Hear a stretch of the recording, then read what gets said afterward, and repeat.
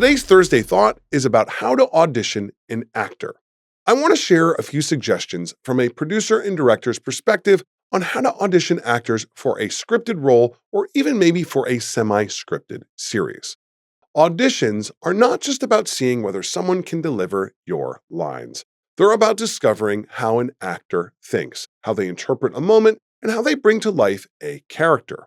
The first thing I always recommend is having the actor perform a brief monologue.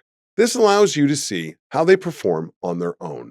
With no one else in the scene, you get a clear sense of their presence, their confidence, and how they carry a moment by themselves.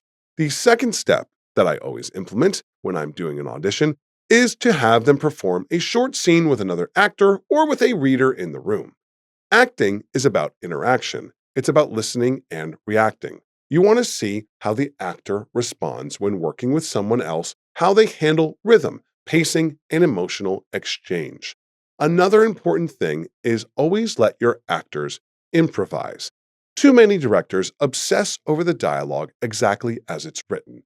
They treat the actor like a vessel whose only job is to deliver the words on the page that you have scripted for them. And with all due respect to the writers out there are far more bad ones than there are good ones. We're not all Quentin Tarantino, and honestly, even Quentin Tarantino could serve a little editing. A strong actor can elevate material, so give them room to interpret the moment.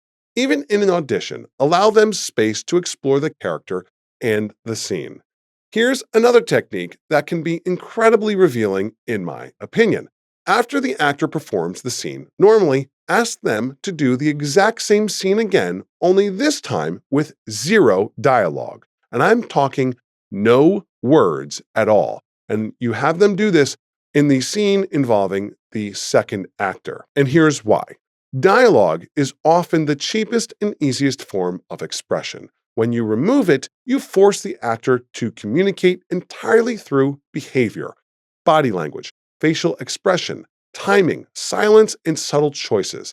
And this is where you really start to see the difference between a good actor and a great one. It's easy to show that a character loves somebody by simply saying the lines, "I love you." But how do you communicate that same feeling through a look, a gesture, or a pause, or a glance across the room? That's where the real magic starts to live in an actor's performance. This exercise challenges actors to be creative, especially in an audition environment that can often feel sterile or empty. It forces them to use the full range of their craft. One final piece of advice, and this is a mistake I see a lot of new directors making. Don't get stuck on the physical expectations you originally imagined for a character in your script. Let's say you wrote a role for a blonde, white high school cheerleading type character, but during auditions, no one who fits that physical description gives a strong performance. Then someone comes in who doesn't match the look you imagined. Maybe it's a dark-haired Middle Eastern actress, but they deliver an incredible performance. You should seriously consider adjusting your preconceived notion and idea of that character. Performance should always win over appearance. Too many inexperienced directors cast based on what they imagined the character should look like rather than who actually brings the role to life. At the end of the day, what matters most is finding the actor who understands the character and can deliver the strongest performance. These are lessons I learned over time, and they're things I wish someone would have told me when I was just starting out, and that is why they are today's Thursday Thought.